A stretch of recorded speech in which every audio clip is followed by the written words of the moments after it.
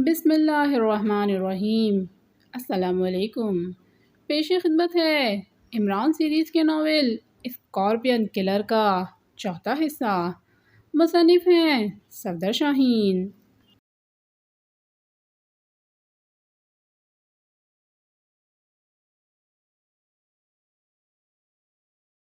سامعین، ناول کے اس حصے کو شروع کرنے سے پہلے آپ سے گزارش ہے کہ میرے چینل کو سبسکرائب اور لائک کیجئے۔ اس سے مجھے بہت حوصلہ ملے گا اور میں آپ کے لیے بہترین سے بہترین ناول اپلوڈ کرتی رہوں گی۔ شکریہ۔ ٹیکسٹ 2۔ تم اپنے ٹارگٹ کو کبھی نہیں پہنچ سکو گے مسٹر اسکارپین۔ دفعتاً دروازے کی طرف سے ایک گھرراہٹ بلند ہوئی تو ان سب نے چونکتے ہوئے دروازے کی طرف دیکھا اور بے اختیار اچھل پڑے۔ دروازے میں ایک نقاب پوش کھڑا انہیں گھور رہا تھا۔ اس کے ہاتھ میں سائلنسر لگا ریوالور موجود تھا اور اس کا رخ انہی کی طرف تھا۔ اوہ، کون ہو تم؟ اسکارپین نے چونکتے ہوئے کہا۔ وہی جسے تم قتل کرنے کا پلان لے کر آئے ہو مسٹر اجیت کمار۔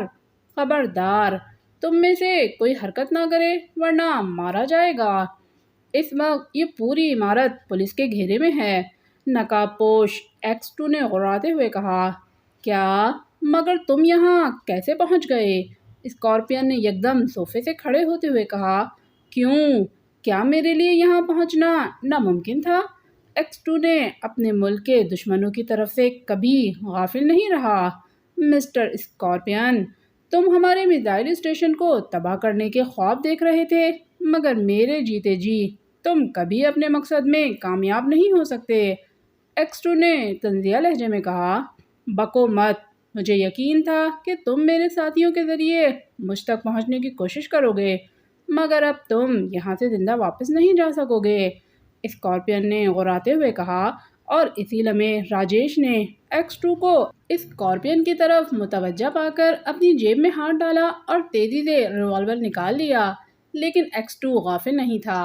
اس نے بے آواز ریوالور سے شعلہ اگلا اور راجیش کے ہاتھ سے ریوالور نکل گیا۔ گولی اس کے شانے میں لگی تھی۔ اس کے حلق سے کربناک چیخ بلند ہوئی اور اس نے اپنے شانے کے زخم پر ہاتھ رکھ لیا۔ ہاتھ بلند کر لو، اب کسی نے کوئی حرکت کی تو اس کے سینے میں سوراخ ہو جائے گا، X2 نے غراتے ہوئے کہا۔ شنکر اور اس کی ساتھی پریم نے خوفزدہ ہو کر ہاتھ بلند کر لیے، البتہ اسکارپین لاپرواہی سے کھڑا رہا۔ تم بھی ہاتھ بلند کر لو مسٹر اسکارپین۔ اگر تمہیں باہر سے کسی کی مدد کی امید ہے تو مایوس ہو جاؤ، کیونکہ تمہارے گارڈ کی باہر لاش پڑی ہے، X2 نے نقاب سے اسے گھورتے ہوئے کہا۔ مگر میں ابھی زندہ ہوں، ریوالور پھینک کر ہاتھ بلند کر لو مسٹر X2۔ اچانک X2 کے عقب سے ایک نسوانی آواز بلند ہوئی اور ساتھ ہی ایک ریوالور کی نال اس کی کمر میں چبھنے لگی۔ X2 نے کنکھیوں سے اپنے عقب میں دیکھا۔ وہ ایک نوجوان لڑکی تھی، وہ کویتا تھی۔ ہا ہا ہا، میں ابھی تک اپنے مشن میں ناکام نہیں ہوا۔ یہی وجہ ہے کہ میرے محکمے نے میری شاندار کارکردگی کے سبب اس مشن کے لیے میرا انتخاب کیا۔ میری قسمت میں لکھا ہے کہ تم میرے ہاتھوں قتل ہوگے اور میں تمہارا قاتل کہلانے میں فخر محسوس کروں گا۔ اسکارپین نے اپنی جیب سے ریوالور نکال کر قہقہا لگاتے ہوئے کہا۔ مجھے قتل کرنے کے لیے ایکریمیا، شوگران، باچان، گریٹ لینڈ اور روسیہ کے علاوہ اسرائیل نے بھی بارہا کوششیں کی ہیں اور اپنی ایجنسیوں کے سب سے خطرناک ایجنٹوں کو یہاں بھیجتے رہے ہیں، لیکن وہ سب میرے قاتل بننے کی حسرت دل میں ہی لیے میرے ہاتھوں مقتول بن کر دوسری دنیا کے سفر پر روانہ ہو گئے۔ تمہارا انجام بھی ان سے مختلف نہیں ہوگا مسٹر اجیت کمار۔ مجھے پہلے ہی شبہ تھا کہ ڈھمپ ہاؤس کو تباہ کرنے کی بار بار دھمکی دے کر اصل میں تم مجھے ڈھمپ ہاؤس کے بچاؤ میں مصروف رکھنا چاہتے ہو تاکہ تم پورے اطمینان کے ساتھ ایٹمی ریسرچ سینٹر اور میزائل اسٹیشن تک پہنچ سکو۔ اسی لیے میں نے تمہارے 2 آدمی آزاد کر دیے تھے تاکہ تم یہی سمجھو کہ میں تمہاری دھمکی سے خوف زدہ ہو گیا ہوں، لیکن میں عام آدمی نہیں ہوں۔ میرے لگائے ہوئے زخموں کو تمہاری قوم ابھی تک چاٹ رہی ہے۔ ایکسٹرو نے ہاتھ سے ریوالور گراتے ہوئے طنزیہ لہجے میں کہا، اور اب جو زخم میں تمہارے وطن کے سینے پہ لگاؤں گا انہیں تمہاری قوم کی آئندہ نسلیں بھی چاٹتی رہیں گی۔ تمہارا ایک عظیم سائنسدان قتل ہو چکا ہے، دوسرا سائنسدان جس پر تمہاری قوم کو ناز ہے میری گرفت میں ہے۔ تمہارا ملک پروفیسر ارشد صدیقی اور ڈاکٹر قمر کی کمی آئندہ صدی میں بھی پورا نہیں کر سکے گا۔ اسکارپین نے غراتے ہوئے کہا اور پھر شنکر اور پریم کی طرف دیکھنے لگا۔ باہر دیکھو، جو بھی نظر آئے اسے ختم کر دو۔ اسکارپین نے شنکر اور پریم سے مخاطب ہو کر کہا۔ باہر کوئی نہیں ہے چیف۔ اچانک ایک ریوالور بردار نے کمرے میں داخل ہو کر مؤدبانہ لہجے میں کہا۔ اوہ، کیا تم کپور ہو؟ اسکارپین نے آنے والی کی طرف دیکھ کر چونکتے ہوئے کہا۔ یس چیف، یہ پروفیسر بغلول کے میک اپ میں ہے، پریم نے جلدی سے کہا۔ یس سر، میں کپور ہوں۔ کپور تھا نہیں، کپور نے مسکراتے ہوئے کہا اور اس کے ساتھ ہی اس کے ریوالور سے شعلہ اگلا اور اسکارپین کے ہاتھ سے ریوالور نکل گیا۔ اس نے کراہتے ہوئے اپنا زخمی ہاتھ تھام لیا۔ اس سے پہلے کہ اسکارپین کے ساتھی کپور کی اس حرکت کو سمجھتے، سامنے والے روشن دان سے ایک شعلہ کویتا کی طرف لپکا اور اس کی پیشانی میں سوراخ ہو گیا۔ وہ چیخے بغیر ہی فرش پر گر گئی۔ کپور نے فوراً ہی راجیش، پریم اور شنکر پر ریوالور تان لیا۔ اسکارپین نے پلٹ کر روشن دان کی طرف دیکھا تو وہاں ایکسٹرو کا ماتحت کیپٹن بابر ریوالور لیے موجود تھا۔ نیچے آ جاؤ کیپٹن۔ ایکسٹرو نے فرش سے اپنا ریوالور اٹھایا اور اسکارپین کی طرف کرتے ہوئے کیپٹن بابر سے مخاطب ہو کر کہا تو روشن دان سے کیپٹن بابر غائب ہو گیا۔ راجیش، پریم اور شنکر کی آنکھوں میں خوف جھانک رہا تھا۔ تم تو کہہ رہے تھے کہ پروفیسر بغلول کے میک اپ میں کپور ہے، اسکارپین نے پریم کو گھورتے ہوئے کہا۔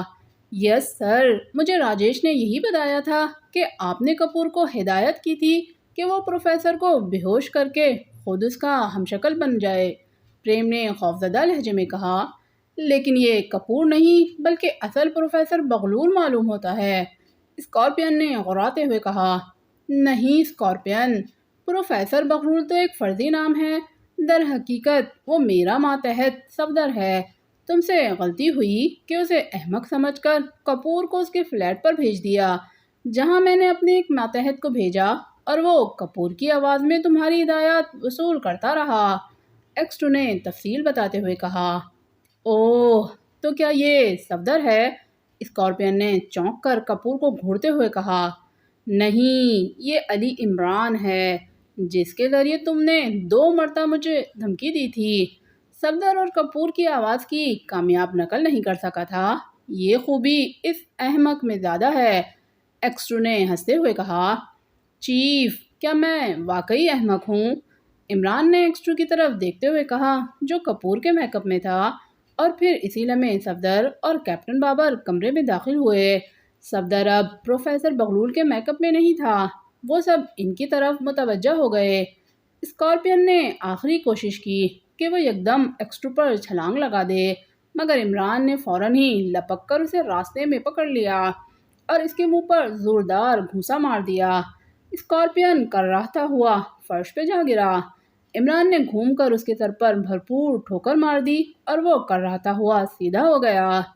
اب تم نے حرکت کی تو جہنم میں پہنچا دوں گا، مسٹر اجیت کمار۔ بولو، ڈاکٹر قمر مبارک کہاں ہیں؟ ایکسٹرو نے غراتے ہوئے کہا۔ تہ خانے میں، اسکارپین نے کرہتے ہوئے کہا۔ تہخانہ کہاں ہے؟ راستہ بتاؤ، عمران نے اس کے پہلو میں ایک اور ٹھوکر مارتے ہوئے کہا، اور اسکارپین کرہتا ہوا الٹ گیا اور پھر اس نے منہ کے بل لیٹے لیٹے ہاتھ اٹھا کر کمرے کی اگبی دیوار کی طرف اشارہ کیا تو سب نے بیک وقت دیوار کی طرف دیکھا جہاں ایک سوئچ بورڈ نصب تھا۔ اس پر موجود بٹنوں میں سے ایک بٹن سرخ رنگ کا تھا، مگر ٹھیک اسی لمحے کمرے میں ہلکا سا دھماکہ ہوا اور پھر یکدم وہاں تاریکی پھیلتی چلی گئی۔ Black zero. تنویر، خاور، نعمانی اور چوہان عمارت کے کمپاؤنڈ کے مختلف حصوں میں ریوالور لیے چوکنا کھڑے تھے، جبکہ صدیقی برآمدے میں کھڑا تھا۔ وہ ایکسٹرو کی ہدایات پر یہاں پہنچا تھا۔ ایکسٹرو نے اسے ہدایت کی تھی کہ عمارت سے کوئی بھاگ کر جانے نہ پائے، مگر اچانک ہی اندر سے ہلکے سے دھماکے کی آواز بلند ہوئی اور پھر دوڑتے ہوئے قدموں کی آہٹیں سنائی دیں تو صدیقی تیزی سے راہداری کی طرف لپکا۔ اسی لمحے راہداری میں عمران دوڑتا ہوا نکلا اور صدیقی سے ٹکرا گیا۔ صدیقی کے ہاتھ سے ریوالور گر گیا۔ اوہ، کیا ہوا؟ صدیقی نے بوکھلا کر پوچھا۔ اسکارپین نکل گیا، باہر دیکھو، عقب میں جاؤ، عمران نے چیختے ہوئے کہا اور ساتھ ہی وہ دوڑتا ہوا برآمدے سے نکل کر عمارت کے گیٹ کی طرف لپکا۔ اس کے تمام ماتحت اس کے پیچھے دوڑتے ہوئے عمارت کے گیٹ سے باہر آ گئے، لیکن باہر گلی میں کوئی ذی روح موجود نہ تھا۔ اگبی کمپاؤنڈ میں جا کر چیک کرو، عمران نے پلٹ کر غراتے ہوئے کہا تو اس کے ساتھی واپس دوڑ پڑے۔ تم میں سے کوئی باہر نکلا تو مارا جائے گا۔ اسی لمحے راہداری سے ایکس 2 کی آواز سنائی دی۔ ایکس 2 کے روپ میں بلیک زیرو تھا۔ دھماکہ ہوتے ہی کمرے میں تاریکی کے ساتھ گہرا دھواں پھیل گیا تھا۔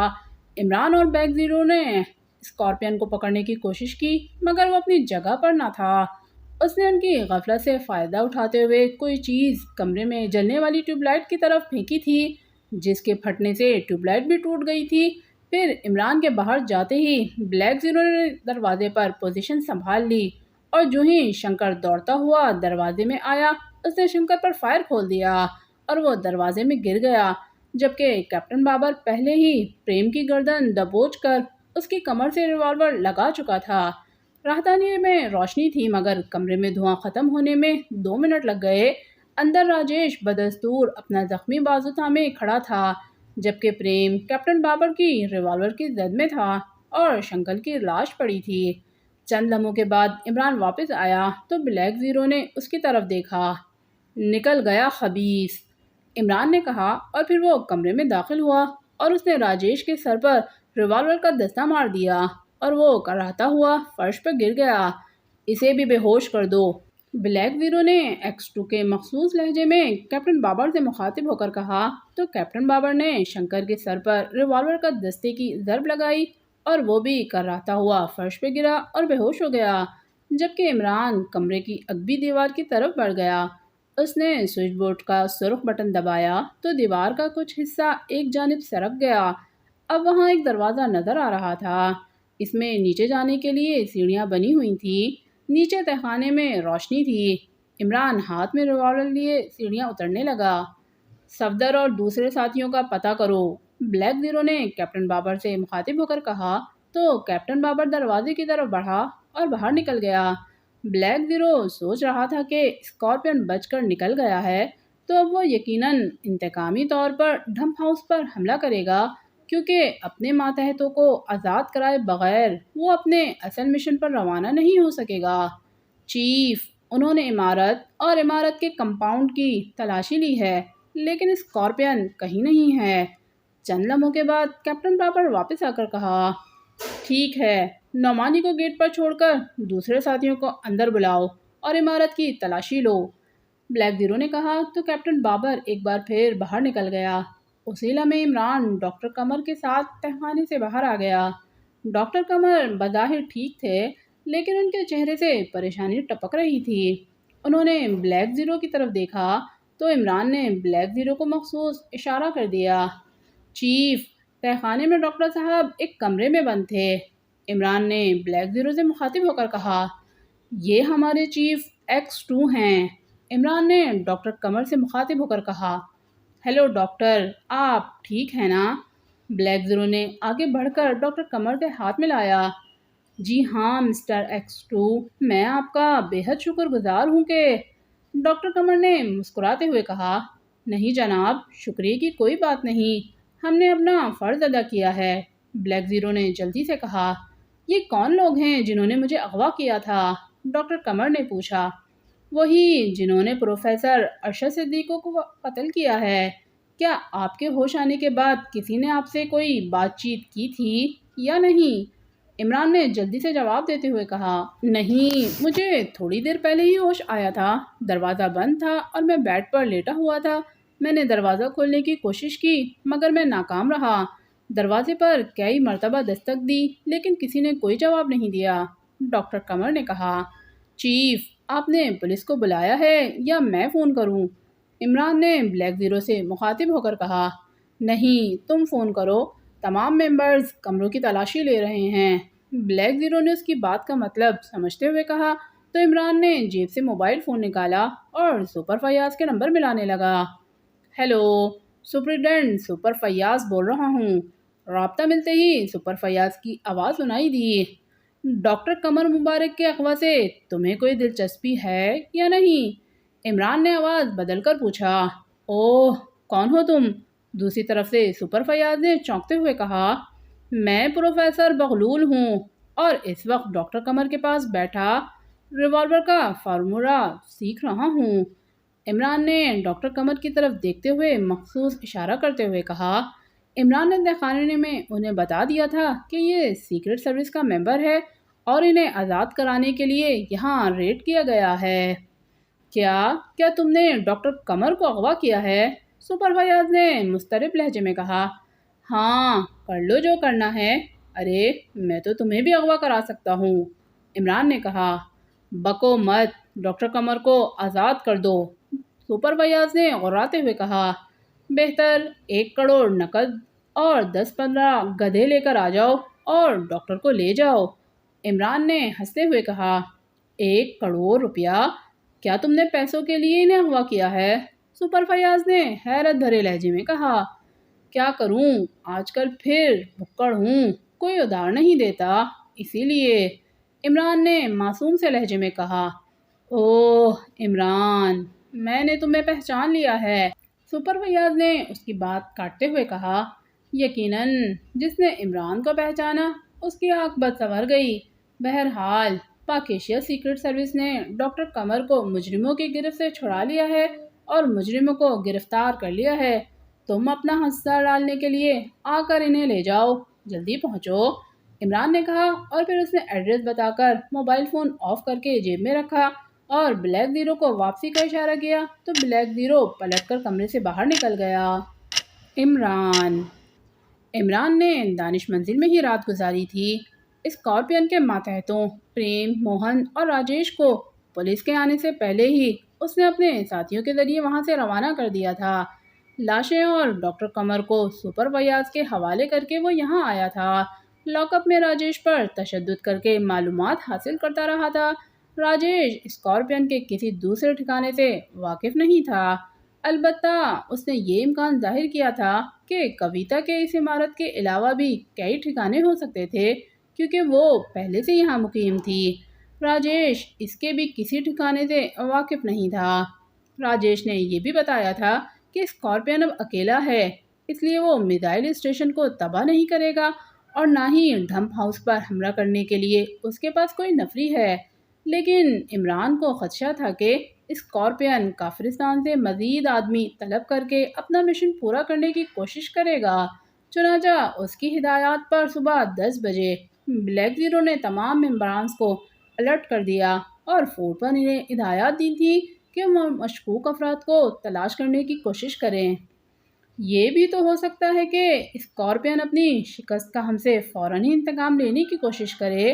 ڈھمپ ہاؤس یا میرے فلیٹ کو وہ اکیلا ہی نشانہ بنا سکتا ہے، اس کے لیے اسے نفری کی ضرورت نہیں ہوگی۔ ناشتہ کرنے کے بعد عمران کو ایک خیال آیا تو اس نے بلیک زیرو سے مخاطب ہو کر کہا۔ جی ہاں، اگر اس نے کافرستان سے اپنے مزید ساتھیوں کو بلا بھی لیا تو تب بھی وہ سب سے پہلے یہی کوشش کرے گا تاکہ بعد میں وہ اطمینان سے اپنا اصل مشن پر کام کر سکے۔ بلیک زیرو نے عمران کے خدشے کی تائید کرتے ہوئے کہا۔ ٹھیک ہے، تم ایک ممبر کو ڈھمپ ہاؤس اور ایک کو میرے فلیٹ کی نگرانی پر مامور کر دو، میں ذرا سر سلطان سے بات کر لوں، عمران نے مسکراتے ہوئے کہا اور پھر اس نے فون کا ریسیور اٹھایا اور سر سلطان کے آفس کے نمبر پریس کرنے لگا۔ جلد ہی رابطہ قائم ہو گیا۔ عمران بول رہا ہوں جناب، گڈ مارننگ، رابطہ قائم ہونے پر عمران نے کہا۔ اوہ، 11:30 بج رہے ہیں اور تم گڈ مارننگ کہہ رہے ہو، کیا ابھی جاگے ہو؟ دوسری طرف سے سر سلطان نے کہا۔ نہیں جناب، جاگتے وہ ہیں جو سوتے ہیں، عمران نے کہا۔ تو کیا تم سوئی نہیں رات کو؟ سر سلطان نے پوچھا۔ جو سوتے ہیں وہ کھوتے ہیں، یہ معلوم نہیں کہ وہ کمہار کے کھوتے ہیں یا دھوبی کے۔ میں رات بھر مجرموں سے پوچھ گچھ کرتا رہا ہوں۔ عمران نے چہکتے ہوئے لہجے میں کہا۔ اوہ، سپر فیاض نے تو بتایا تھا کہ سیکرٹ سروس نے مجرموں کو گرفتار کر لیا ہے۔ سر سلطان نے چونکتے ہوئے کہا۔ جی ہاں، لیکن ان کا سرغنہ بچ کر نکل گیا تھا۔ جب تک اسے گرفتار نہ کر لوں معاملہ ختم نہیں ہوگا، کیونکہ اس کے مشن کے اصل مقاصد ہمارے ایٹمک ریسرچ سینٹر اور میزائل اسٹیشن کو نشانہ بنانا ہے، اور اگر ہم رات کو اس پر ریڈ نہ کرتے تو وہ میزائل اسٹیشن کی طرف روانہ ہو چکا ہوتا۔ عمران نے کہا۔ شکر ہے تمہاری کوششوں سے اس کا مشن ناکام ہو گیا۔ سر سلطان نے کہا۔ نہیں، خطرہ بھی باقی ہے، اس لیے وہ مزید ساتھیوں کو کافرستان سے بلوا کر اپنا مشن مکمل کرنے کی کوشش کرے گا۔ چنانچہ آپ حکومت کو خبردار کر دیں کہ وہ میزائل اسٹیشن کو اور زیادہ محفوظ بنائے اور تمام راستوں کو سیل کر دے، اور اس کے علاوہ جہلم روڈ پر پیٹرولنگ کا انتظام کرے۔ ہم بھی اس کی تلاش میں ہیں۔ عمران نے سنجیدہ لہجے میں کہا۔ صدر مملکت اور وزیر دفاع نے ڈاکٹر قمر کی بازیابی پر خوشی کا اظہار کیا ہے اور ایکس-2 کے لیے شکریہ کا پیغام دیے ہیں، اور اس کی بروقت کوششوں سے ہمارے ملک اس عظیم سائنسدان کے ضیاع سے بچ گیا ہے، یہ کہا ہے انہوں نے۔ سر سلطان نے بتایا۔ میں نے اپنا فرض ادا کیا ہے اور آئندہ بھی اپنے فرائض سے غافل نہیں رہوں گا۔ اب اجازت، ابھی مجھے اسکارپین کے سلسلے میں اقدامات کرنے ہیں۔ اللہ حافظ، عمران نے مسکراتے ہوئے کہا، اور پھر اس نے ریسیور کردر پر رکھ دیا۔ عمران صاحب، کیا آپ ممبران کو کیس کی تفصیلات نہیں بتائیں گے؟ بلیک زیرو نے مسکراتے ہوئے پوچھا۔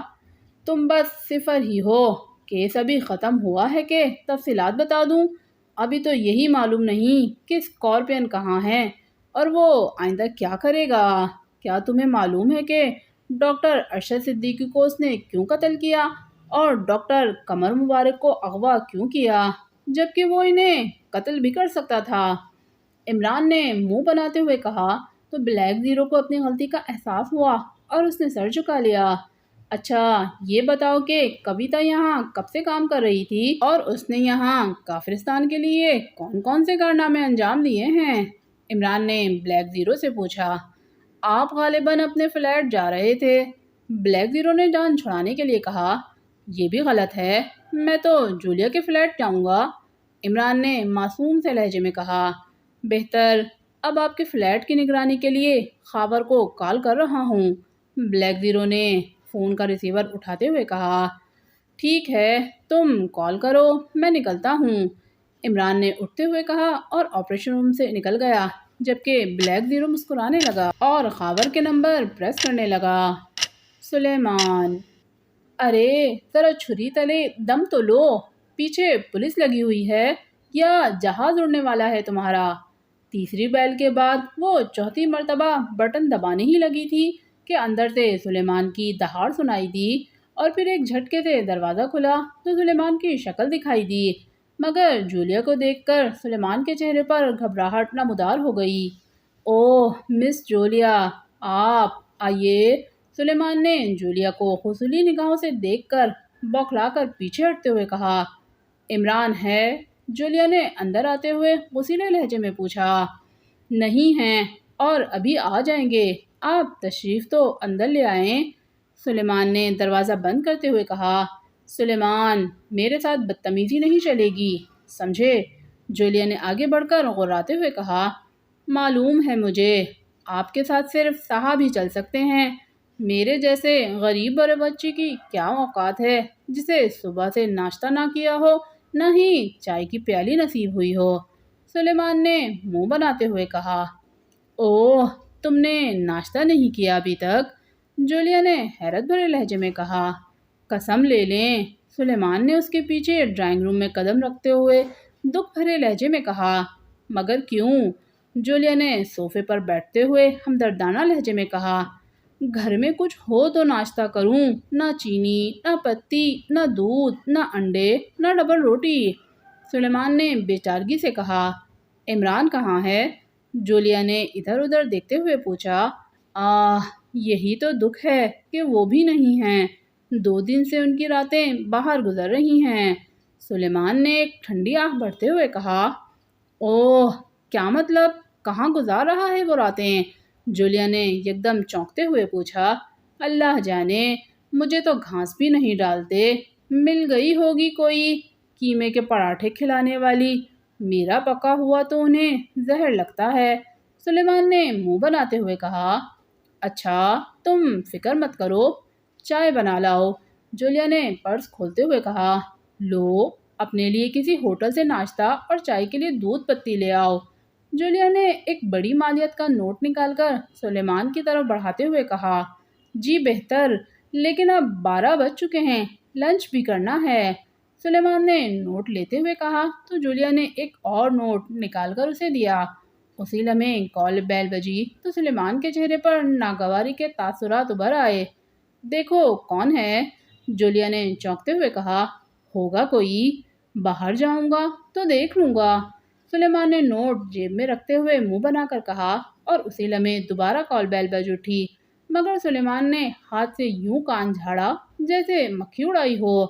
جولیا کو اس پر غصہ آ گیا۔ ٹھیک ہے، میں دیکھتی ہوں، جولیا نے اٹھتے ہوئے کہا۔ ارے نہیں، آپ بیٹھیں، میں خود ہی دیکھتا ہوں اس نہنجار کو، سلیمان نے جلدی سے کہا۔ بہت بری بات ہے، بیل سن کر جواب نہ دینا، مجھے بھی 3 بار بیل بجانی پڑی تھی، جولیا نے غصیلے لہجے میں کہا۔ مجبوری ہے، کل کا واقعہ آپ کو صاحب نے بتایا ہوگا کہ کیسے 2 آدمی اندر گھس آئے تھے اور مجھے سر پر ضرب لگا کر بے ہوش کر گئے تھے۔ صاحب نے مجھے محتاط رہنے کی ہدایت کی ہے، سلیمان نے کہا، اور پھر تیسری مرتبہ بیل بجی تو بجتی ہی چلی گئی۔ سلیمان بوکھلا کر پلٹا اور کمرے سے باہر آتے ہی غرایا۔ ارے ٹھہرو تو صحیح، کیوں بٹن خراب کر رہے ہو؟ میرے ہاتھ میں پستول ہے، گولی مار دوں گا، سلیمان نے دہاڑتے ہوئے کہا۔ اوہ، شاید بٹن میں خرابی ہے، خود بخود دب گیا ہے، ابھی الیکٹریشین کو فون کر کے بلاتا ہوں۔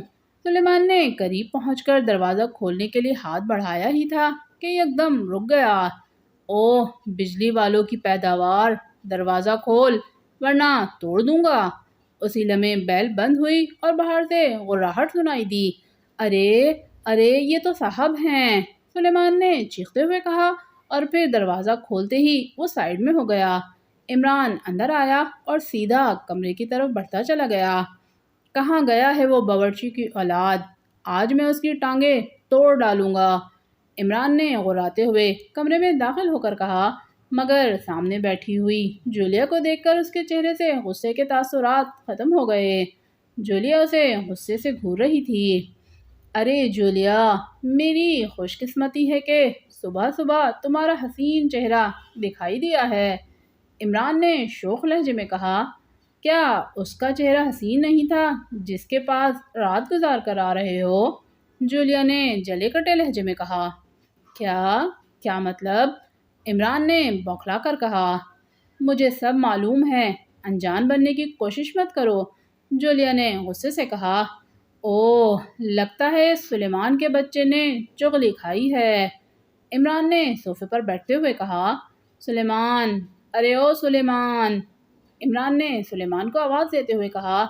ابھی آیا صاحب، سلیمان کی کچن سے آواز سنائی دی۔ کیا بھاڑ جھونک رہے ہو وہاں؟ عمران نے غراتے ہوئے کہا۔ نہیں صاحب، آپ کی مہمان کے لیے چائے بنا رہا ہوں اور آپ کے لیے شربت دیدار، سلیمان نے اونچی آواز میں کہا۔ نہیں، شربت میں پی رہا ہوں، میرے لیے بھی چائے لیتے آنا، عمران نے جولیا کی طرف دیکھتے ہوئے کہا۔ اچھا صاحب، مگر سارا شربت ختم نہ کر دینا، سلیمان نے کہا۔ بتاؤ، کس کے پاس رات گزاری ہے؟ جولیا نے عمران کو گھورتے ہوئے کہا۔ فکر نہ کرو، عمران نے سر کھجاتے ہوئے کہا۔ بکو مت، جو پوچھ رہی ہوں اس بات کا جواب دو، جولیا نے جھینپ کر کہا۔ نقاب پوش حسینہ دیکھی ہے تم نے؟ عمران نے مسکراتے ہوئے کہا۔ نہیں، کیا یہ کسی فلم کا نام ہے؟ جولیا نے منہ بناتے ہوئے کہا۔ ارے نہیں، بہت بڑی فلم ہے وہ، رات بھر اپنے ساتھ مجھے بھی جگائے رکھا، عمران نے آنکھیں نچاتے ہوئے کہا۔ اچھا، مگر وہ ہے کون؟ کہاں رہتی ہے؟ جولیا نے اسے گھورتے ہوئے کہا۔ دانش منزل میں، عمران نے معصوم سے لہجے میں کہا۔ اوہ چیف، کیا تم چیف کے پاس تھے؟ جولیا نے یکدم چونکتے ہوئے کہا۔ ہاں، رات اسکارپین کے فرار ہونے کے بعد تمہارے چیف نے مجھے گرفتار کر لیا اور حکم دیا کہ اسکارپین کے ساتھیوں سے پوچھ گچھ کروں۔ کیا تمہیں کسی ساتھی نے نہیں بتایا؟ عمران نے کہا۔ ہاں، صبح صفدر نے فون پر بتایا تھا، جولیا نے کہا، اور اسی لمحے سلیمان چائے کی ٹرالی اٹھائے اندر آ گیا۔ لیجئے صاحب، چائے حاضر ہے۔ میں ذرا لنچ لینے جا رہا ہوں ہوٹل سے، سلیمان نے ٹرے میز پر رکھتے ہوئے کہا۔ اوہ، آج کل ہوٹل سے کھا رہے ہو؟ عمران نے حیرت سے اس کی طرف دیکھتے ہوئے کہا۔ مس جولیا کی مہربانی ہے، ورنہ آپ تو کبھی بھول کر بھی نہیں پوچھتے کہ کتنے عرصے سے فاقے سے ہو۔ سلیمان نے منہ بناتے ہوئے کہا۔ ارے، جولیا کے سامنے میری بدگوئی کر رہا ہے، ناہنجار۔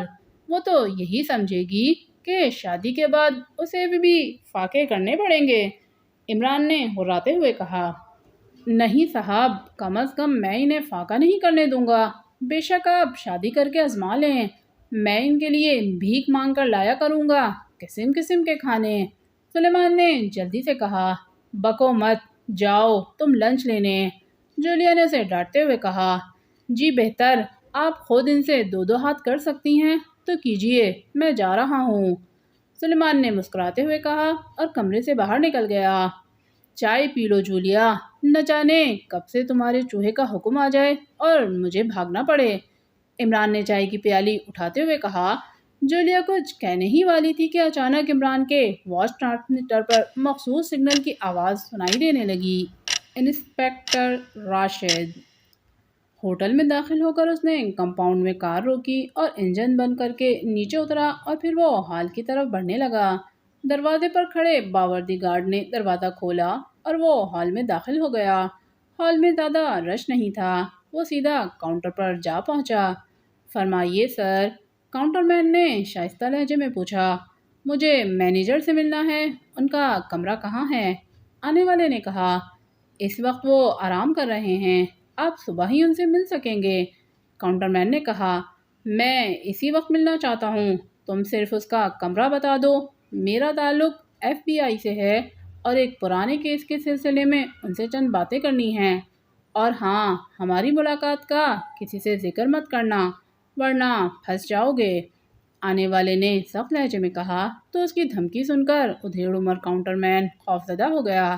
فرسٹ فلور پر سیڑھیوں سے بائیں جانب پہلا کمرہ، ادھیڑ عمر کاؤنٹر مین نے آہستہ سے کہا۔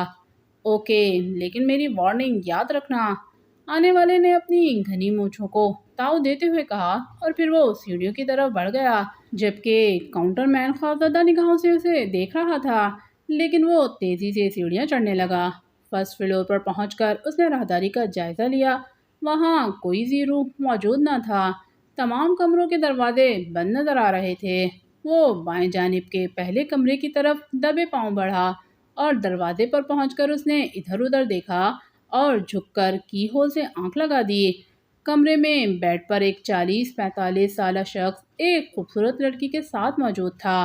گھنی مونچھیں والوں نے سیدھے ہو کر ایک لمحے کے لیے سوچا اور پھر دوسرے ہی لمحے اس نے کوٹ کی اندرونی جیب سے منی کیمرہ نکالا اور اس کے لینس والا حصہ کی ہول کے سوراخ پر رکھ کر چھوٹا سا بٹن پریس کر دیا۔ چند لمحوں کے بعد اس نے کیمرہ جیب میں ڈالا اور دروازے پر آہستہ سے دستک دی۔ کون ہے؟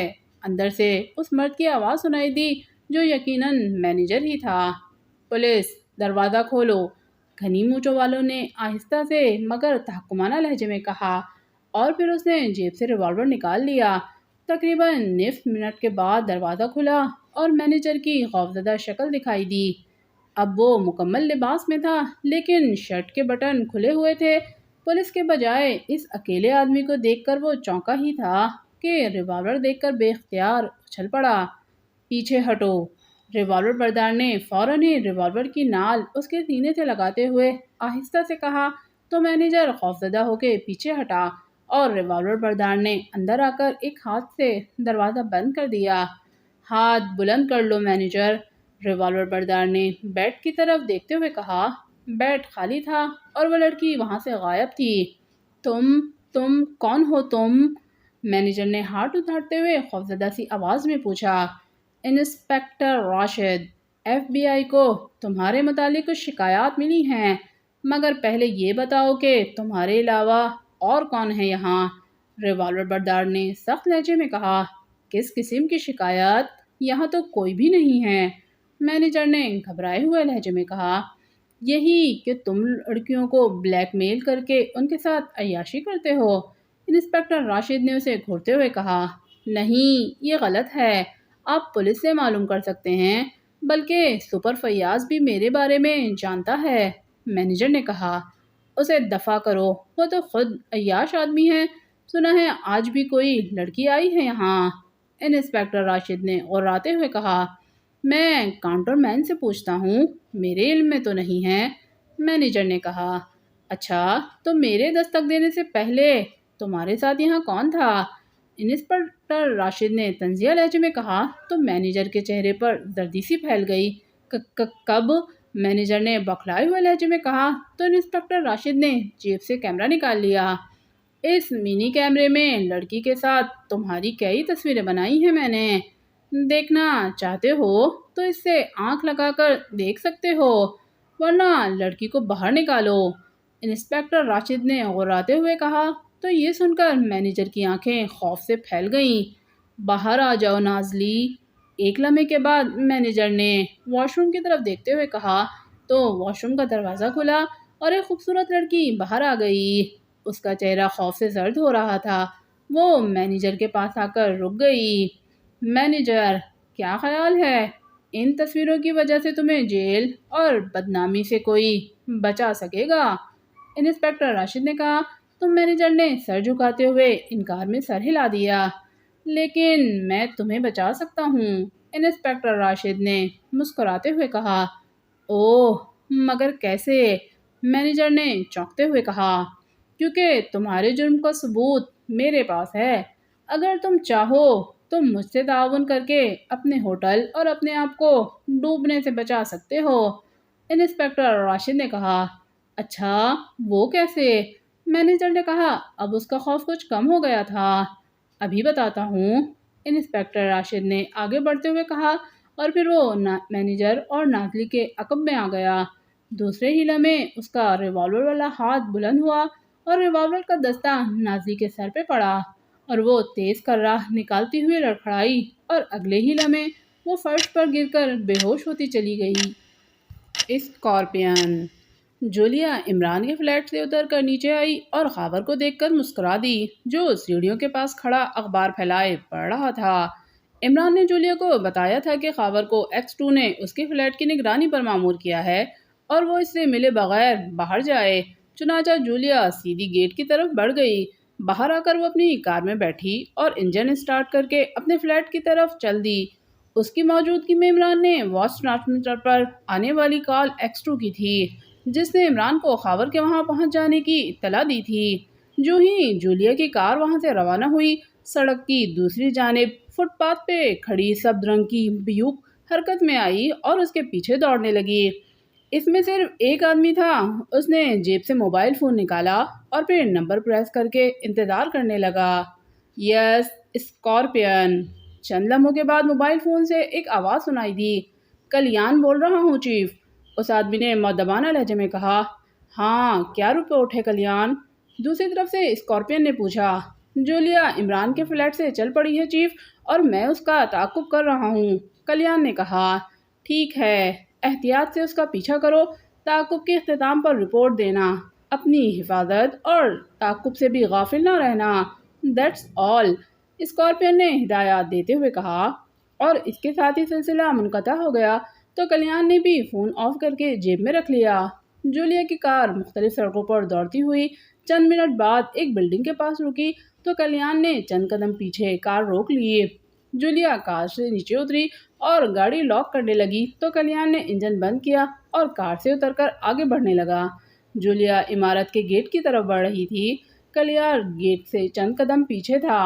جولیا عمارت میں داخل ہو کر سیڑھیوں کی طرف بڑھی اور سیڑھیاں چڑھنے لگی۔ کلیان بھی سیڑھیوں کی طرف بڑھ گیا۔ جو ہی جولیا سیڑھیوں کے موڑ پر غائب ہوئی، کلیان بھی تیزی سے سیڑھیاں چڑھتا چلا گیا۔ فرسٹ فلور پر پہنچ کر وہ رکا۔ راہداری میں کوئی نہ تھا اور دوسرے فلور کی سیڑھیوں سے جولیا کے قدموں کی آوازیں سنائی دے رہی تھیں۔ وہ سمجھ گیا کہ جولیا کا فلیٹ اسی فلور پر ہے۔ اس نے اندازہ لگایا کہ چند لمحوں میں وہ سیڑھیوں کے قریب ترین فلیٹ میں ہی داخل ہوئی ہوگی۔ چنانچہ وہ دبے پاؤں بائیں جانب کے پہلے فلیٹ کی طرف بڑھا۔ اس فلیٹ کا دروازہ بند تھا۔ کلیان نے احتیاط سے دائیں بائیں دیکھا اور پھر اس نے جھک کر کی ہول سے آنکھ لگا دی۔ اندر اسے جولیا کی ایک جھلک دکھائی دی جو ایک کمرے میں داخل ہو رہی تھی۔ کلیان مطمئن ہو کر پیچھے ہٹا اور سیڑھیوں کی طرف بڑھ گیا۔ نیچے آ کر وہ عمارت سے باہر آیا اور اپنی کار کی طرف بڑھ گیا۔ قریب پہنچ کر وہ ڈرائیونگ سیٹ پر بیٹھا اور دروازہ بند کر کے جیب سے موبائل فون نکال لیا۔ اس نے نمبر ملائے اور انتظار کرنے لگا، لیکن اس کی محتاط نگاہیں آس پاس کا جائزہ لے رہی تھیں۔ یس، اسکارپین۔ چند لمحوں کے بعد موبائل فون سے اسکارپین کی آواز سنائی دی۔ کلیان بول رہا ہوں چیف، کلیان نے مؤدبانہ لہجے میں کہا۔ رپورٹ، دوسری طرف سے اسکارپین نے تحقیقانہ لہجے میں کہا تو کلیان نے اسے جولیا کے بارے میں رپورٹ دے دی۔ تمہارا تو کسی نے تعاقب نہیں کیا؟ کلیان کے خاموش ہونے پر اسکارپین نے پوچھا۔ نو سر، میں سارا راستہ چیک کرتا رہا ہوں، کلیان نے جواب دیا۔ آل رائٹ، فی الحال تم اس کی باہر رہ کر نگرانی کرتے رہو۔ اگر جولیا وہاں سے دوبارہ کہیں جائے تو اس کا تعاقب کرو۔ میں جلد ہی تمہیں نئی ہدایات دینے کے لیے کال کروں گا۔ اگر کوئی اس سے ملنے آئے تو اس کی واپسی پر اس کا تعاقب کرنا۔ اسکارپین نے کہا۔ چیف، باہر رہ کر مجھے کیسے پتہ چلے گا کہ کوئی اس کے فلیٹ میں داخل ہوا ہے؟ کلیان نے پوچھا۔ باہر کا مطلب یہ نہیں کہ تم عمارت سے باہر رہو، سیڑھیوں کے قریب رہو اور فرسٹ فلور پر آنے جانے والوں کو چیک کرتے رہو۔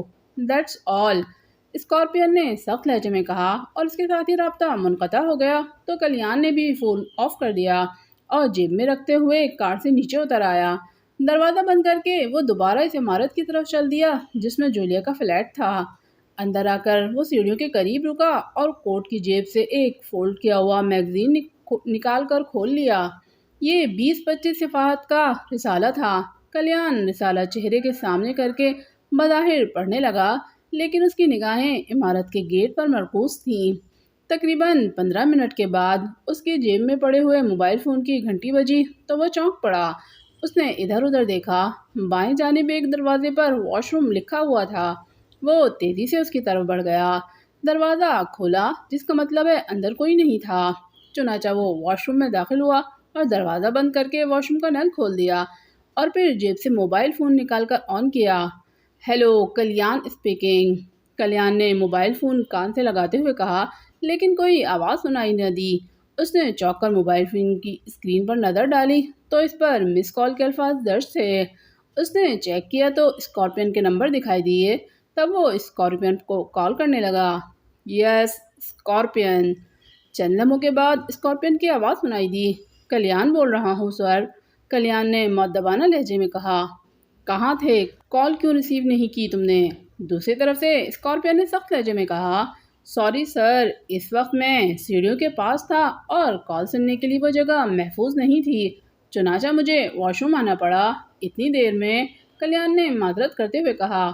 ٹھیک ہے، کیا پوزیشن ہے؟ اسکارپین نے اس کی بات کاٹتے ہوئے کہا۔ وہ ابھی تک فلیٹ میں ہی ہے، نیچے نہیں آئی، کلیان نے کہا۔ کوئی اس سے ملنے تو نہیں آیا؟ اسکارپین نے پوچھا۔ نو سر، ابھی تو کوئی اوپر نہیں گیا، البتہ لفٹ کے ذریعے 2-3 افراد اوپر گئے اور نیچے آئے تھے، لیکن لفٹ سیکنڈ اور تھرڈ فلور تک آتی جاتی رہی، کلیان نے جواب دیا۔ اوکے، اب میری ہدایات غور سے سنو، اسکارپین نے کہا تو کلیان ہمتاً گوش ہو گیا۔ میں سمجھ گیا ہوں چیف، اسکارپین کی ہدایات سننے کے بعد کلیان نے کہا۔ آل رائٹ، انتظار کرو، دیٹس آل، اسکارپین نے کہا اور اس کے ساتھ ہی سلسلہ منقطع ہو گیا تو کلیان نے بھی فون آف کر کے جیب میں رکھا اور ہاتھ دھو کر باہر نکل آیا۔ صفدر اپنے فلیٹ سے باہر نکلا ہی تھا کہ اس کی نگاہ سیڑھیوں کے پاس کھڑے سفید چشمے والے پر پڑی جو سگریٹ سلگائے ہوئے اس کی طرف دیکھ رہا تھا۔ دوسرے ہی لمحے سفید چشمے والے نے لائٹر بجھایا اور جیب میں رکھتے ہوئے پلٹ کر سیڑھیاں اترنے لگا۔ اتنی دیر میں اس کا حلیہ صفدر کے ذہن پر نقش ہو چکا تھا۔ چشمے والے نے ڈارک بلو کلر کا سوٹ پہنا ہوا تھا، شکل سے مقامی لگتا تھا اور عمر 45 سال سے زیادہ معلوم ہوتی تھی۔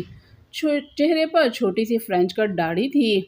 صفدر کو یہ سمجھنے میں دیر نہ لگی کہ وہ ادھیڑ عمر شخص اس کے فلیٹ کی نگرانی کر رہا ہے۔ اس نے جلدی سے دروازہ لاک کیا اور سیڑھیوں کی طرف بڑھتا چلا گیا۔ سیڑھیاں اتر کر وہ نیچے آیا تو وہ آدمی عمارت کے گیٹ سے باہر نکل رہا تھا۔ صفدر کے ذہن میں فوری طور پر یہ خیال آیا کہ وہ آدمی اسکارپین کا کوئی ساتھی ہو سکتا ہے، اس لیے اس کا تعاقب کر کے اس کا ٹھکانہ معلوم کرنا زیادہ مناسب رہے گا کہ اس کے ذریعے اسکارپین تک پہنچا جا سکتا ہے۔ یہی سوچتا ہوا وہ عمارت کے گیٹ سے باہر آ گیا۔ ادھیڑ عمر سفید چشمے والا بائیں ہاتھ سے چند قدم آگے کھڑی نیلے رنگ کی کار کا دروازہ کھول رہا تھا۔ صفدر نے کار بائیں جانب کھڑی کی تھی۔ وہ جلدی سے اپنی کار کی طرف بڑھا۔ کار کے قریب پہنچ کر اس نے نیلے رنگ کی کار کی طرف دیکھا تو وہ سڑک پر سیدھی جا رہی تھی۔ صفدر تیزی سے اپنی کار میں بیٹھا اور انجن اسٹارٹ کر کے اس کے پیچھے چل دیا۔ اتنی دیر میں 2 گاڑیاں پچھلی گاڑی کے عقب میں آ چکی تھیں۔ صفدر نے ایک گاڑی کو اوورٹیک کیا۔ اب اس کی کار اور دوسری کار کے درمیان صرف ایک گاڑی تھی۔ کار کی رفتار زیادہ تیز نہ تھی، جس کا مطلب تھا کہ اسے اپنے تعاقب کی خبر نہ تھی۔ شاید وہ صفدر کو عمارت سے باہر آتے نہیں دیکھ سکا تھا، ورنہ اتنی رفتار بڑھا دیتا۔ اگلے چوراہے سے نیلے رنگ کی کار بائیں جانب کی سڑک پر مڑ گئی۔ صفدر نے بھی اسی جانب کار موڑ دی، جبکہ درمیان میں دوڑنے والی کار سیدھی چلی گئی۔ صفدر نے سوچا کہ ایکسٹرو کو اطلاع دے دے، ہو سکتا ہے بعد میں اسے کال کرنے کا موقع نہ ملے۔ چنانچہ اس نے واچ ٹرانسمیٹر آن کیا اور ایکسٹرو کو کال کرنے لگا۔ Hello chief, Safdar calling, over. Safdar نے ایکسٹرو کو کال کرتے ہوئے کہا، یس ایکسٹرو اٹینڈنگ یو، اوور۔ چند لمحوں کے بعد واچ ٹرانسمیٹر سے ایکسٹرو کی مخصوص آواز سنائی دی، چیف میں اس وقت ایک آدمی کا تعاقب کر رہا ہوں، چند منٹ پہلے وہ میرے فلیٹ کی نگرانی کر رہا تھا، اوور۔ صفدر نے کہا، کون ہے وہ؟ تمہیں اس پر کیسے شبہ ہوا، اوور۔ ایکسٹرو نے پوچھا تو جواب میں صفدر نے تفصیل بتا دی۔ ٹھیک ہے، تم بے حد احتیاط سے اس کا تعاقب کر کے اس کا ٹھکانہ معلوم کرنے کی کوشش کرو۔ یقیناً وہ اسکارپین کا کوئی آدمی ہوگا، کیونکہ کپور نے اسکارپین کو پروفیسر بغلور کا ایڈریس بتا دیا ہوگا جبکہ وہ گزشتہ رات تمہارے فلیٹ میں وہ تمہاری جگہ لینے گیا تھا، اور میں نے اسکارپین کے سامنے انکشاف کیا تھا کہ کپور کے روپ میں عمران ہے، جبکہ پروفیسر بغلول اصل میں صفدر تھا۔ اسی لیے اس نے یہ آدمی تمہاری نگرانی پر بھیجا ہوگا، یا محض یہ معلوم کرنے کے لیے کہ تم اب کس شکل میں ہو، اوور۔ ایکسٹرو نے مسلسل بولتے ہوئے کہا، یس سر، یہی بات ہوگی، مگر میں اس وقت بھی میک اپ میں ہوں اور لنچ کرنے کے لیے فلیٹ سے نکلا تھا، اوور۔ صفدر نے سر ہلاتے ہوئے کہا، ٹھیک ہے، تم تعاقب کے اختتام پر رپورٹ دینا، اوور اینڈ آل، ایکسٹرو نے کہا، اور اس کے ساتھ ہی سلسلہ منقطع ہو گیا۔ تو صفدر نے بھی واچ ٹرانسمیٹر آف کر دیا۔ نیلے رنگ کی کار چوراہے سے دائیں جانب مڑ رہی تھی۔ صفدر نے احتیاطاً درمیانی فاصلہ بڑھا دیا تاکہ کار والے کو اپنے تعاقب کا شبہ نہ ہو۔ نیلے رنگ کی کار مختلف سڑکوں پر دوڑتی رہی اور پھر شہر سے باہر جانے والی سڑک پر مڑ گئی۔ اس سڑک پر نوتعمیر آبادیاں تھیں۔ پہلی آبادی بہار کالونی تھی۔ کار کالونی کی دوسری گلی میں مڑ گئی۔ صفدر کی کار اس سے تقریباً 40 قدم پیچھے تھی۔ گلی کے قریب پہنچ کر اس نے بھی کار گلی میں موڑ دی۔ نیلے رنگ کی کار گلی کے قریب اختتام پر پہنچ چکی تھی، مگر جو ہی صفدر گلی میں داخل ہوا تو کار نے فوراً گلی کے سرے پر رک گئی۔ یہ دیکھ کر صفدر نے بھی بریک لگا دی اور پھر اسی لمحے اس کے عقب سے سرخ رنگ کی ٹویوٹا گلی میں داخل ہوئی اور بیک مرر میں اسے دیکھ کر صفدر کے جسم میں سنسنی سی دوڑتی چلی گئی۔ عمران نے پرائیویٹ فون کی گھنٹی سنی تو وہ اٹھ کر دوسرے کمرے میں آیا اور ریسیور اٹھا لیا۔ ایکس-2، عمران نے ایکس-2 کے مخصوص لہجے میں کہا، طاہر بول رہا ہوں عمران صاحب۔ دوسری طرف سے بلیک زیرو کی آواز سنائی دی، ہاں کالے صفر، سناؤ، کیا کوئی خوشخبری ہے؟ عمران نے شوخ لہجے میں کہا، یہی سمجھ لیجئے۔ دوسری طرف سے بلیک زیرو نے ہنستے ہوئے کہا، اچھا، ویری گڈ، مبارک ہو، کیا بارات آ چکی ہے؟ عمران نے خوش ہوتے ہوئے کہا، نہیں، ابھی تو صفدر دلہن کا گھر دیکھنے جا رہا ہے، وہ اسکارپین کے ایک آدمی کا تعاقب کر رہا ہے، بلیک زیرو نے کہا۔ اوہ، اسکارپین کا آدمی اسے کہاں سے مل گیا؟ عمران نے یکدم سنجیدہ لہجے میں کہا۔ ابھی چند منٹ پہلے صفدر نے مجھے ٹرانسمیٹر پر رپورٹ دی ہے، میں نے اسے تعاقب جاری رکھنے اور اس آدمی کا ٹھکانہ معلوم کرنے کی ہدایت کر دی ہے، بلیک زیرو نے کہا، اور پھر اس نے تفصیل بتا دی۔ تو اس کا مطلب ہے کہ اسکارپین نے مزید آدمی طلب کر لیے ہیں۔ بلیک زیرو کی بات سن کر عمران نے پرسوچ انداز میں سر ہلاتے ہوئے کہا، اوہ، آپ کا مطلب ہے کہ اسکارپین نے کافرستان سے نفری طلب کر لی ہے؟ بلیک زیرو نے چونکتے ہوئے کہا، نہیں، اتنی جلدی وہاں سے آدمیوں کا یہاں پہنچنا ممکن نہیں۔ کویتا کے یہاں کئی ماتحت ہوں گے۔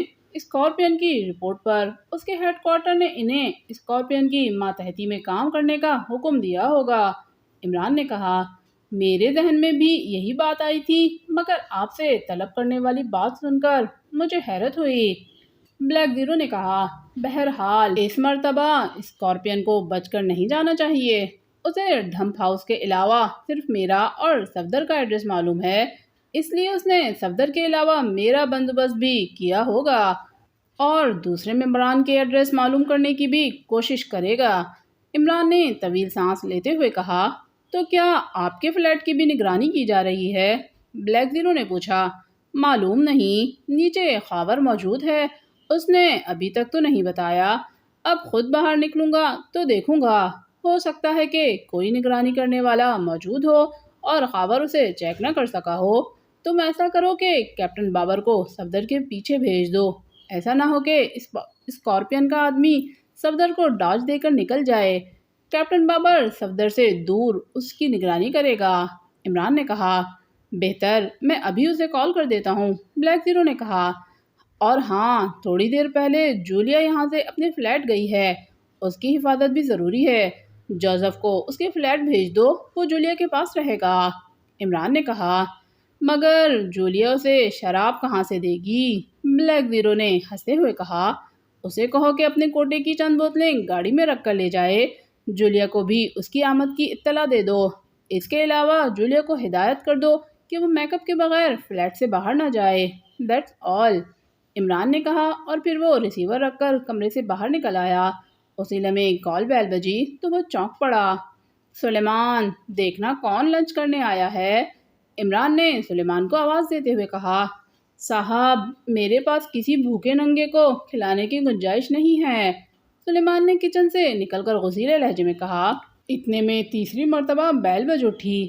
آ رہا ہوں بھائی، گھنٹی کیوں خراب کیے جا رہے ہو، سلیمان نے دروازے کی طرف بڑھ کر غراتے ہوئے کہا، اور پھر وہ دروازے کی طرف بڑھ گیا۔ پہلے پوچھ لینا کون ہے، عمران نے ہانک لگائی۔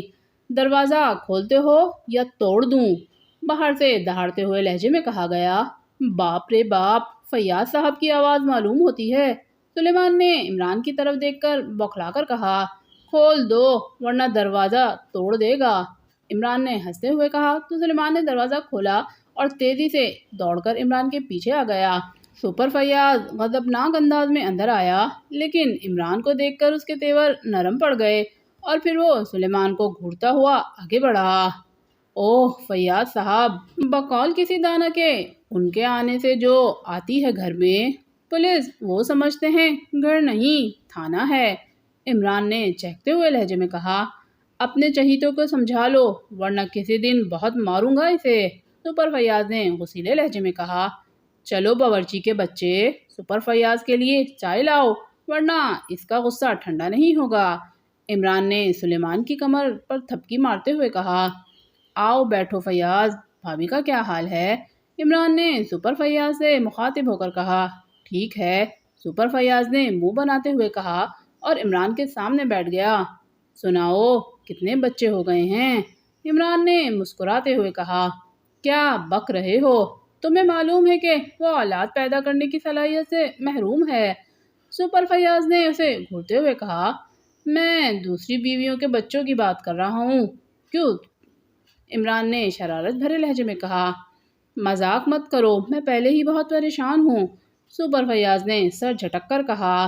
کیوں، کیا ہوا، عمران نے سمجھنے کے باوجود انجان لہجے میں کہا، تمہارے ڈیڈی نے ناختہ بند کر رکھا ہے، صبح سے 3 مرتبہ پوچھ چکے ہیں کہ ڈاکٹر قمر کو اغوا کرنے والے کہاں ہیں اور میں انہیں پکڑنے کے لیے کیا اقدامات کیے ہیں۔ سیکرٹ سروس والوں نے صرف لاشیں حوالے کی ہیں، تو زندہ گرفتار کیے جانے والوں کو میرے حوالے کیوں نہیں کیا؟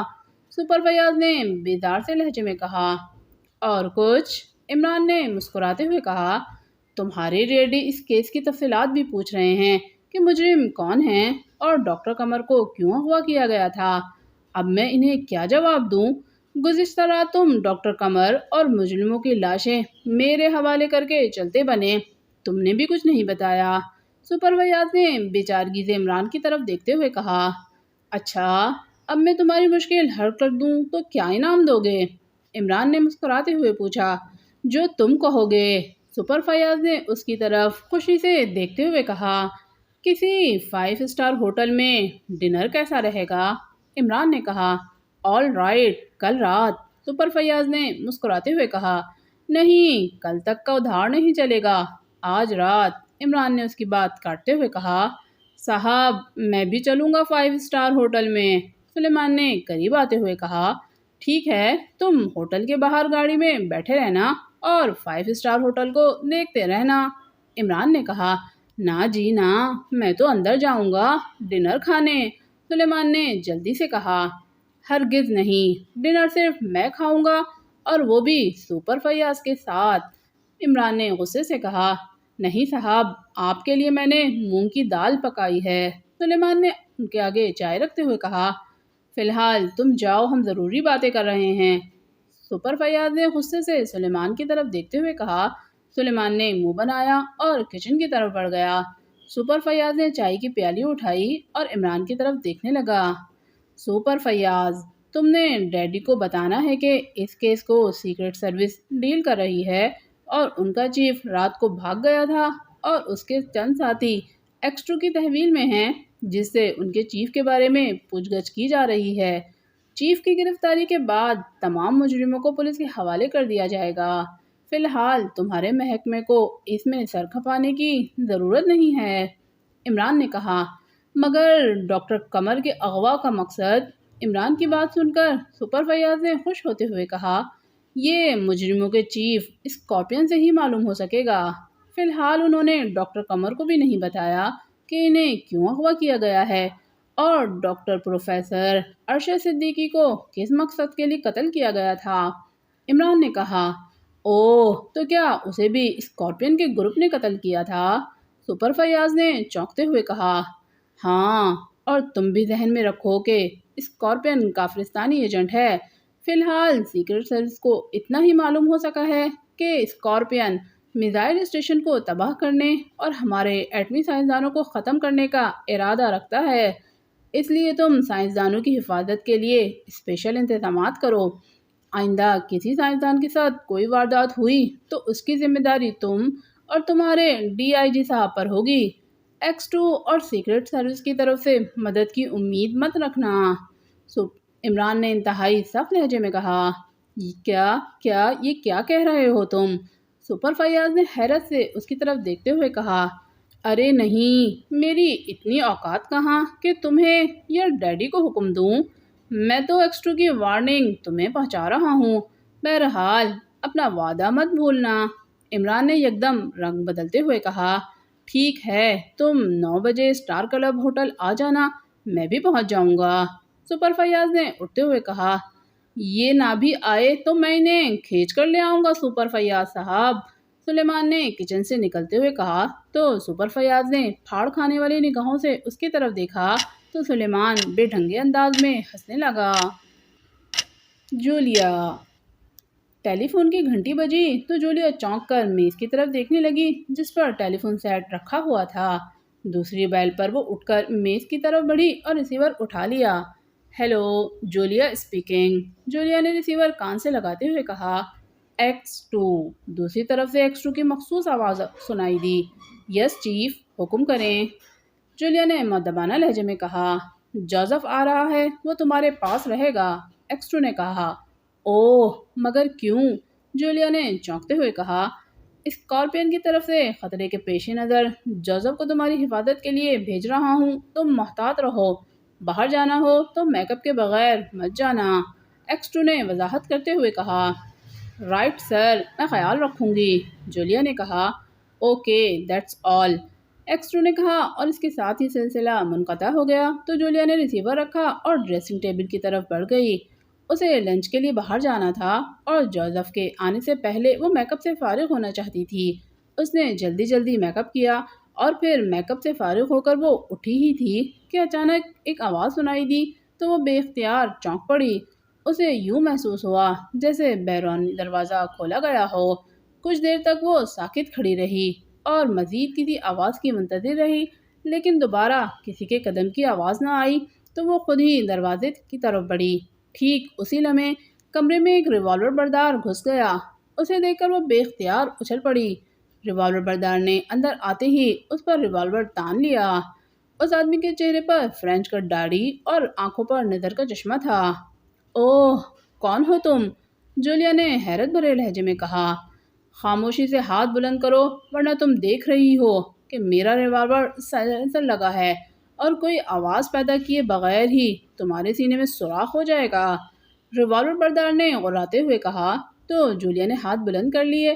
اسی لمحے ایک اور آدمی کمرے میں داخل ہوا اور اس نے بھی جولیا پر ریوالور تان لیا۔ کیا یہی جولیا ہے کلیان؟ ریوالور بردار نے جولیا کو غور سے دیکھ کر داڑھی والے سے پوچھا۔ نہیں، شاید وہ دوسرے کمرے میں ہو، داڑھی والے نے ادھر ادھر دیکھتے ہوئے کہا، جس کا نام کلیان تھا۔ جولیا کہاں ہے اور تم کون ہو؟ ریوالور بردار نے جولیا سے سخت لہجے میں پوچھا۔ پہلے تم بتاؤ کہ تم کون ہو اور جولیا کا کیوں پوچھ رہے ہو؟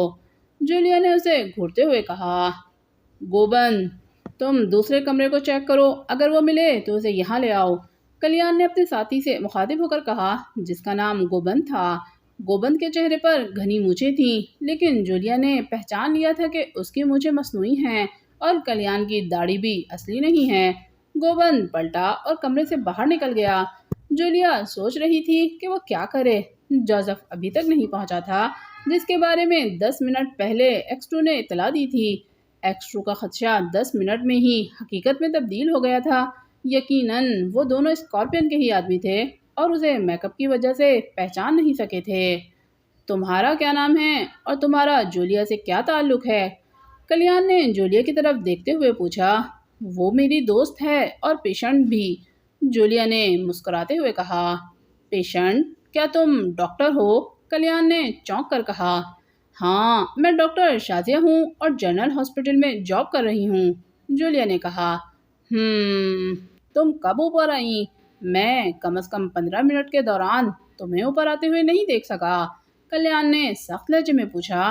میں 1 گھنٹے پہلے آئی تھی، جولیا نے باہر جاتے وقت میرے لیے بیرونی دروازہ لاک نہیں کیا تھا اور فون پر مجھے یہ بھی بتا دیا تھا کہ وہ تھوڑی دیر میں واپس آ جائے گی، اس لیے میں انتظار کروں، جولیا نے چونکتے ہوئے کہا۔ جبکہ اس دوران گوبند کمرے میں داخل ہوا، کلیان نے بے اختیار سر گھما کر اس کی طرف دیکھا۔ اسی لمحے جولیا نے بجلی کسی تیزی سے اس پر چھلانگ لگا دی۔ کلیان کے ہاتھ سے ریوالور نکل گیا اور وہ لڑکھڑا کر پیچھے ہٹا ہی تھا کہ جولیا نے اس کے عقب میں جا کر اس کی گردن دبوچ لی۔ ہٹو، چھوڑ دو اسے ورنہ میں گولی مار دوں گا، گوبند نے غراتے ہوئے کہا، مگر جولیا نے یکدم ایک جھٹکے سے کلیان کو گوبند کی طرف دھکیل دیا۔ کلیان گوبند سے جا ٹکرایا اور جولیا نے پھرتی سے جھک کر کلیان کا ریوالور اٹھا لیا۔ گوبند کے ہاتھ سے ریوالور گر گیا اور وہ بھی لڑکھڑایا، لیکن فوراً ہی سنبھل گیا۔ تم دونوں ہاتھ بلند کر لو ورنہ میں فائر کھول دوں گی، جولیا نے ریوالور سے انہیں کور کرتے ہوئے دھمکی آمیز لہجے میں کہا۔ تو وہ دونوں بوکھلا گئے اور ہاتھ بلند کر کے غصے سے جولیا کو گھورنے لگے۔ جولیا ان پر نگاہیں جمائے پیچھے ہٹ کر صوفے کے پاس آ گئی جس پر اس کا پرس اور موبائل فون رکھا تھا۔ ریوالور پھینک دو ڈاکٹر ورنہ ماری جاؤ گی، ہمارا تم سے کوئی جھگڑا نہیں ہے، ہمیں صرف جولیا کی ضرورت ہے، ہم تمہیں کوئی نقصان پہنچائے بغیر واپس چلے جائیں گے، کلیان نے جولیا کو گھورتے ہوئے کہا۔ نہیں، اب تم جولیا کے آنے تک نہیں جا سکتے، جولیا نے سخت لہجے میں کہا۔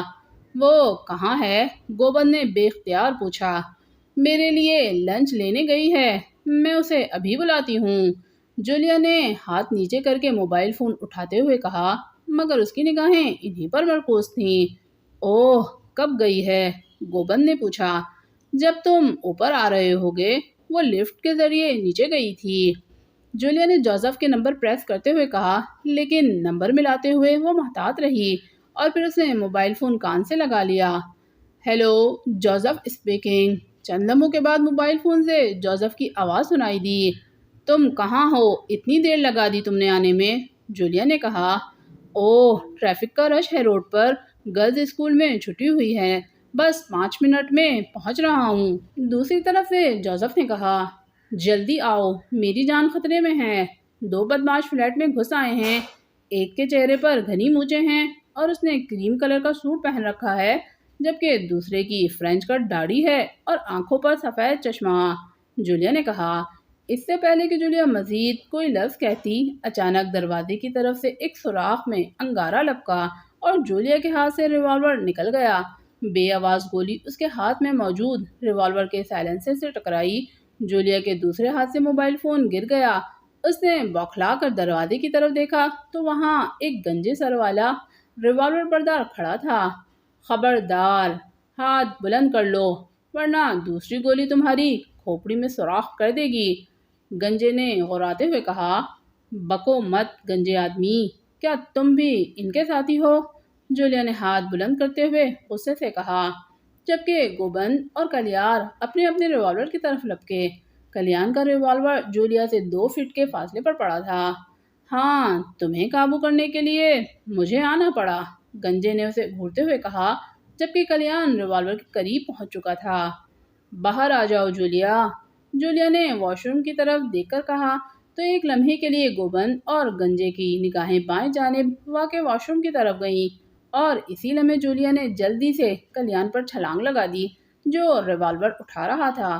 کلیان لڑکھڑا کر فرش پر گرا اور جولیا نے بجلی کی سی تیزی سے ریوالور اٹھا کر گنجے پر فائر کر دیا اور پھر فوراً ہی کلیان کی کھوپڑی سے ریوالور لگا دیا۔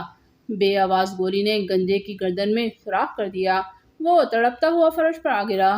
گوبند نے بوکھلا کر اس کی طرف دیکھا۔ ریوالور پھینک دو گوبند، ورنہ کلیان بھی مارا جائے گا، جولیا نے غراتے ہوئے کہا۔ کلیان کو ریوالور کی زد میں دیکھ کر گوبند گھبرا گیا اور اس نے ریوالور پھینک دیا۔ اسی لمحے کلیان نے جولیا کو اس طرف متوجہ پا کر یکدم جولیا کی کلائی پر نیچے سے مکہ مارا اور ریوالور اس کے سر سے بلند ہو کر گر گیا۔ کلیان نے پھرتی سے جولیا کے پہلو میں گھوسا مار دیا۔ یہ دیکھ کر گوبند نے تیزی سے جولیا کی طرف چھلانگ لگا دی، لیکن اسی لمحے جولیا نے کلیان کی ٹانگ دونوں ہاتھوں میں پکڑ کر جھٹکے سے کھینچی اور وہ کمر کے بل فرش پر آ گرا۔ گوبند بھی کلیان پر آ گرا۔ جولیا نے تیزی سے کھڑی ہو کر گوبند کے پہلو میں لات ماری اور وہ کراتا ہوا کروٹ بدل گیا، جبکہ کلیان اچھل کر کھڑا ہو گیا۔ اس نے جولیا کو گھوسا مارنے کی کوشش کی، لیکن جولیا پیچھے ہٹ گئی۔ اس نے دوسرے ہی لمحے اس کے گھومتے ہوئے کلیان کے سینے پر فلائنگ کک مار دی۔ کلیان لڑکھڑاتا ہوا پیچھے ہٹا، مگر دوسرے ہی لمحے اس نے اپنے ریوالور کی طرف چھلانگ لگا دی۔ جولیا نے اس کی طرف دیکھا ہی تھا کہ گوبند نے جولیا کی ٹانگ پکڑ کر کھینچی تو جولیا نے ایک پاؤں پر اچھلتے ہوئے خود کو اس پر گرایا اور اس کا سر دونوں ہاتھوں میں تھام کر زور سے فرش پر دے مارا۔ گوبند نے کراتے ہوئے اس کی ٹانگ چھوڑ دی اور اسے اپنے دونوں بازو میں دبوچ کر کمر بدل لی۔ اس طرح وہ جولیا کے اوپر آنا ہی چاہتا تھا کہ جولیا نے سر اٹھا کر گوبند کی ناک پر ٹکر ماری اور گوبند درد سے بلبلاتا ہوا جولیا کے اوپر سے بائیں جانب گرا اور اس نے اپنی ناک پکڑ لی جس سے خون بہہ رہا تھا۔ اسی لمحے کلیان ریوالور اٹھا کر جولیا کے قریب پہنچ گیا۔ جولیا تیزی سے کروٹ بدل کر اٹھی ہی تھی کہ کلیان نے ریوالور کا دستہ اس کے سر پر دے مارا اور جولیا کے حلق سے کراہ نکلی اور اس کی آنکھوں کے سامنے تارے جھلملانے لگے۔ اس نے خود کو سنبھالنے کی کوشش کی، مگر کلیان نے دوبارہ ضرب لگائی اور جولیا کا ذہن تاریکیوں میں ڈوبتا چلا گیا۔ صفدر، سرخ رنگ کی کار کی دونوں کھڑکیوں سے مشین گنوں کی نلیاں باہر نکلی ہوئی تھیں جن کا رخ صفدر کی کار کی طرف تھا۔ کار اس کے عقب میں آ رہی تھی۔ صفدر نے ہونٹ بھینچتے ہوئے سامنے دیکھا تو نیلے رنگ کی کار ریورس گیئر میں واپس آ رہی تھی۔ صفدر نے پیچھے جائزہ لیا تو سرخ رنگ کی ٹویوٹا کار سے دو نقاب پوش مشین گن بردار اتر کر اس کی طرف بڑھ رہے تھے۔ ان میں سے ایک نے بائیں جانب سے اور دوسرے نے دائیں جانب سے آ کر صفدر پر مشین گن تان لی۔ باہر نکل آؤ مسٹر صفدر، ورنہ بھون دوں گا، بائیں جانب کھڑے نقاب پوش نے غراہٹ آمیز لہجے میں کہا، جبکہ اس دوران نیلے رنگ کی کار قریب آ کر رکی اور اس میں سے ایک ادھیڑ عمر چشمے والا شخص نیچے اتر آیا۔ اس کے ہاتھ میں بھی ریوالور تھا۔ تم کون ہو اور کیا چاہتے ہو؟ صفدر نے گن بردار سے مخاطب ہو کر پوچھا۔ صرف اپنے حکم کی تعمیل۔ ہاتھ بلند کر کے باہر آ جاؤ، کوئی غلط حرکت کی تو ہمیں تمہاری لاش اٹھانا پڑے گی، گن بردار نے سخت لہجے میں کہا۔ اوہ، تو تم مجھے ساتھ لے جانا چاہتے ہو؟ صفدر نے ہاتھ بلند کرتے ہوئے کہا۔ نہیں، تم کہو تو تمہیں یہیں چھلنی میں ڈال دیتے ہیں، دوسرے گن بردار نے تنزیہ لہجے میں کہا۔ نہیں، اسے ہلاک مت کرنا ورنہ ساری بھاگ دوڑ بیکار جائے گی، اسے بے ہوش کر کے لے جانا ہے، ریوالور بردار شخص نے قریب آتے ہوئے تیزی سے کہا۔ تو تم خود اسے سمجھاؤ کرشن، یہ کیوں تمہارا تعاقب کر رہا تھا؟ تمہاری بات نہ سمجھا تو پھر میری گن اسے سمجھا دے گی، دائیں جانب والے گن بردار نے کہا۔ میں نے خود اسے اپنے تعاقب پر اکسایا تھا، ریوالور بردار نے مسکراتے ہوئے کہا، جس کا نام کرشن تھا۔ اس کی بات سن کر صفدر چونکا اور سمجھ گیا کہ کرشن دانستہ اسے پیچھے لگائے یہاں پہنچا ہے۔ یقیناً اس کے ساتھی پہلے ہی گلی کے باہر موجود اس کا انتظار کر رہے تھے اور یہ سارا چکر اسے اغوا کرنے کے لیے چلایا گیا تھا۔ مسٹر صفدر، دیر ہو رہی ہے، باہر آ جاؤ، کرشن نے آگے بڑھ کر دروازہ کھولتے ہوئے سخت لہجے میں کہا۔ صفدر کے ذہن میں ہنگامہ کرنے کا پروگرام تھا، لیکن کار سے باہر آتے ہی اسے اسکارپین کے ٹھکانے تک پہنچنے کا خیال آیا اور اس نے ان تینوں سے لڑنے کا پروگرام کینسل کر دیا، ورنہ وہ چاہتا تو ان پر آسانی سے قابو پا سکتا تھا یا ایک دو کو بیکار کر کے ان کی گرفت سے نکل سکتا تھا۔ چلو پچھلی سیٹ پر بیٹھ جاؤ، ایک گن بردار نے مشین گن کی نال اس کی کمر سے لگاتے ہوئے اپنی کار کی طرف اشارہ کرتے ہوئے کہا، تو صفدر ہاتھ بلند کیے سرخ کار کی طرف بڑھا۔ اسی لمحے اس کے وانچ ٹرانسمیٹر پر سگنل موصول ہوا، جس کا اسے کلائی پر محسوس ہونے والی وائبریشن سے پتہ چلا، لیکن وہ کال ریسیو کرنے کی پوزیشن میں نہ تھا۔ وہ سرخ کار کی پچھلے دروازے کے پاس پہنچا اور جھک کر اس میں داخل ہونا ہی چاہتا تھا کہ عقب سے نقاب پوش نے گن کا دستہ اس کے سر پر مار دیا۔ صفدر کراہتا ہوا دروازے میں گرا اور اس کے ذہن پر تاریکی پھیلتی چلی گئی۔ سامعین، عمران سیریز کا ناول اسکارپین کلر ابھی جاری ہے۔